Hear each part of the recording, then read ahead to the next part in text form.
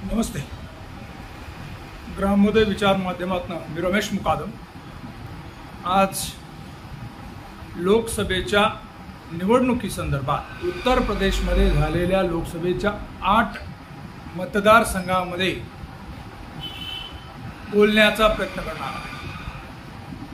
उत्तर प्रदेश हे अत्यंत महत्त्वाचं असं राज्य आहे आणि लोकसभेच्या 80 जागा ह्या उत्तर प्रदेशहून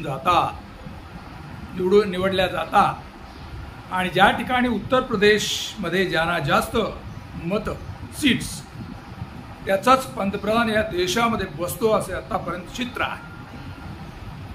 उत्तर प्रदेशमध्ये 80 जागांपैकी पहिल्या चरणामध्ये 8 जागांचे निकाल, 8 जागांचं मतदान शांततेने पार पडला.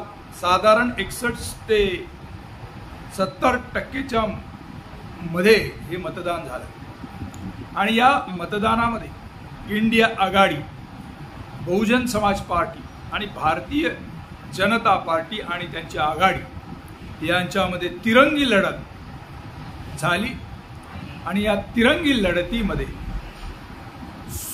सुमारे 2 जागा ह्या बहुजन समाज पार्टीला मिळतील असं चित्र आहे. आणि जी बहुजन समाज पार्टी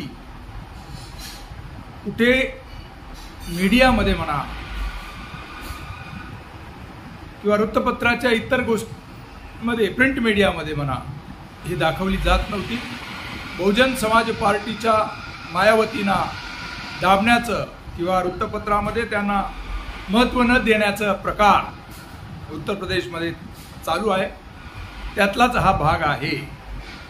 कारण उत्तर प्रदेशमध्ये बसप्पा ही इंडिया आघाडीमध्ये आली नाही आणि इंडिया आघाडीमध्ये बहुजन समाज पार्टी न आल्यामुळं सेक्युलर मतांचं विभाजन होऊन त्याचा फटका इंडिया आघाडीस म्हणजे काँग्रेस आणि समाजवादी पार्टीस होईल असं चित्र निर्माण करण्याचा प्रयत्न चाललेला होता मीडियाद्वारे. परंतु बहुजन समाज पार्टीनं जोरदार लढत या भागात दिलेली आहे आणि दलित मुस्लिम फॅक्टर याचे गडजोड बहुजन समाज पार्टीच्या मागे उभा असल्याचं चित्र दिसून आलेलं आहे आणि साधारण 8 पैकी 2 जागा बहुजन समाज पार्टीला मिळतील. त्यावरून उत्तर प्रदेशमध्ये झालेल्या पहिल्या टप्प्याच्या निवडणुकीच्या मतदानाच्या अनुषंगाने उत्तर प्रदेशमध्ये बहुजन समाज पार्टी चांगल्या सीट्स मिळवणार आहे आणि त्याचा फटका इंडिया आघाडी तसंच भारतीय जनता पार्टीच्या एनडीए आघाडीला बसणार आहे आणि देशामध्ये संमिश्र सरकार येणार असं एकंदर चित्र निर्माण झालेलं आहे. हंग असेंब्ली येण्याची शक्यता आहे आणि या हंग असेंब्लीमुळं देशामध्ये जे काही हुकुमशाहीच्या पद्धतीनं काम चालले आहे त्याला आळा बसू शकतो. या संदर्भात आपलं म्हणणं काय आहे हे देखील स्पष्ट करा. माझा व्हिडिओ आपल्याला जर आवडला तर लाईक करून सबस्क्राईब करा. जय हिंद, जय महाराष्ट्र, जय भारत.